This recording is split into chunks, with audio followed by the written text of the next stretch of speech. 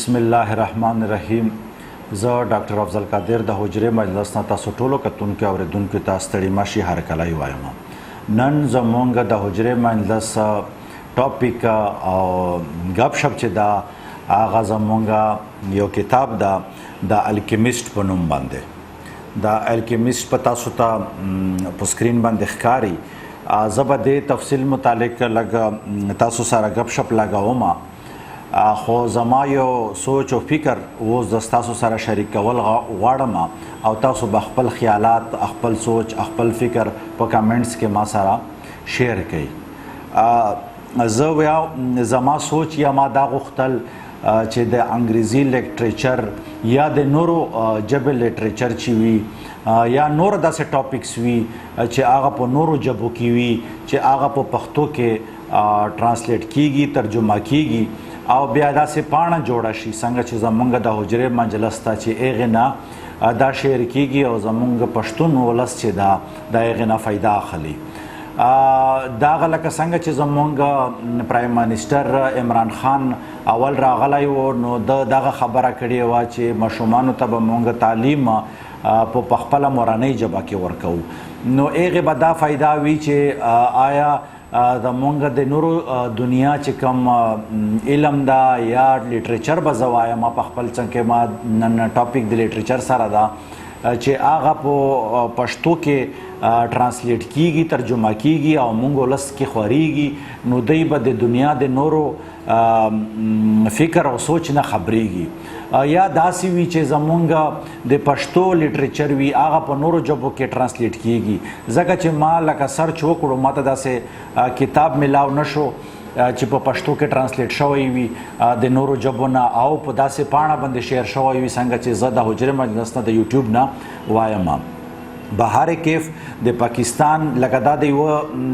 انسان یوه سړي سوچ لکه په لاره کې راوستل لږ مشکله وي، دا ډېر لکه خرچه هر څه شی په دې باندې راځي. نو زه دا ویل غواړم چې یاره د پاکستان ګورنمنټ یا د افغانستان یا د پښتون ولس داسې کسان چې هغه په دې کې انوالو شي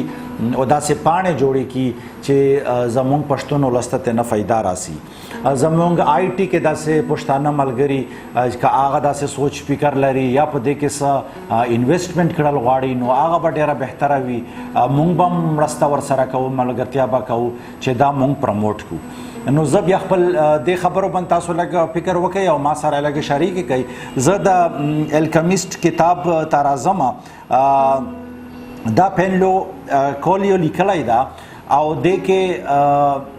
دا چې دا په انګریزي کې په 15 میلیونه د کپۍ په انګریزي کې شوي دي. دا لکه یو برازیلین رایټر ده چې پرتګال لینګویج چې دی دا په هغه کې د لیکلی ده، خو دا یې 15 کروړه د کپۍ خرڅې شوي دي او کم سے کم د 80 ژبو ترجماني په 80 ژبو کې د دې ترجمه شوې ده. دا کتاب کې څه داسې څیزونه دي چې زه تاسو سره لکه ما خپل هم خوښ شو او چې زه تاسو سره شریک کړم او تاسو په دې باندې سوچ وکئ او وی وایئ. دې کې دا کتاب اچھا یو بله خبره دغه ده چې ګینس ورلډ بک ریکارډ کې د دې چې کوم رایټر ده د په ژوندانه باندې دا لکه دا په دې کې راغلی ده د په ژوندانه کې لکه دا په زیاتو ژبو کې د کتاب ترانسلیټ شوی ده. د په خپله کم از کم 26 کتابونه لیکلي دي او داسې دا کتاب یې په زه وایم چې په ټولو کې ډېر مشهور ده او ما خپل خوښ شو. ما کم از کم یو 15-16 ځله وویلو ما وی چې یاره زه په دې ویډیو چې کله زه جوړوم هم چې ما ته ډېر څیزونه یاد وي او ډېر ښکلي ډایلاګونه دي پکې او ډېر ښکلي کرکټر دي پکې. زه ټول تاسو ته نه ویل غواړم ځکه چې بیا به د کتاب تاسو ته دومره خوند پاتې نه شي. زه صرف لکه آیډیا درکوم چې کتاب کې څه دي، نو تاسو کیدای شي هغه سوچ فکر لرئ چې کوم زما سوچ فکر و نو تاسو به ولولئ. په دې کتاب کې یو ماشوم ده چې لکه ځوانۍ عمر کې ده، نو هغه دنیا ګرځېدل غواړي او خپل پلار ته ووایي چې یاره ما ته پیسې راکړه چې زه لږه وګرځېږم، نو پلار ورته وایي چې یاره زه خو لکه چونکې مونږ کورنۍ مذهبي کورنۍ ده چې ته لږه د کرسچینټي چې کوم ملا وي چې هغه ته جوړ شي، خو بهر کیف دای ورته وایي چې نه زه دنیا ګرځېدل غواړم، نو پلار ورته وایي چې د دې لپاره بهتره ده چې ته شپون جوړ شي نو ته به دنیا ووینې. نو دغه ماشوم بیا پلار چې د هغې ته ریوړو د رامه مونږ ورته وایو دغه ګډو رامه ورته واخلي او دای په هغه کې کوشش کوي چې زه دنیا ووینم او وګرځېږم. ورسره دای چې کله د خپل کور نه روان شي د سره یو جیکټ وي، یو کتاب وي او بیا ورسره دا ګډې وي او په دې منځ کې دای په وځي کې لکه شپه وکي د ونې لاندې پروت وي، هلته دا یو خوب وویني چې په مصر کې هلته خزانه ده.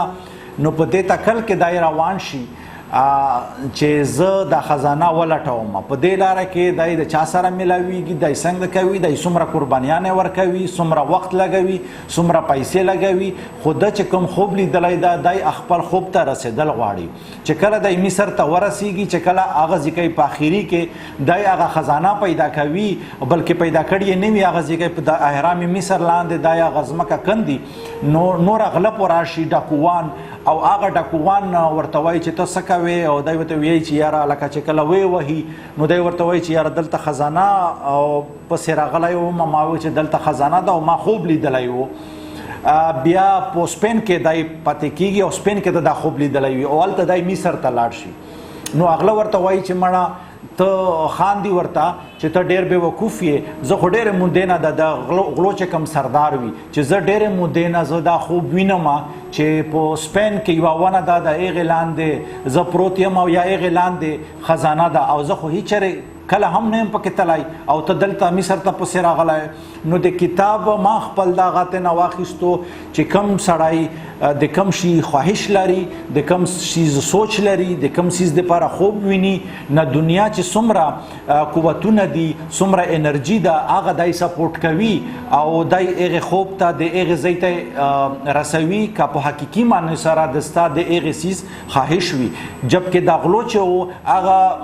د دی خواهش د غلې و یو څیز ته ورسېدل په غلطه طریقه و، نو هغه خدای پاک نه کامیابول. د هلک چې واپس راشي نو هغې ونې لاندې نه دی بیا هغه خزانه مومي او روی باسي، خو په منځ کې دی دا سره او په دې منځ کې نوره ډېرې خوږې خبرې دي چې دی کوم سفر کوي، دی د کومې د ګډې سره دی کومې خبرې کوي، دی کوم کتابونه او په لاره کې څوک ورسره میلاویږي.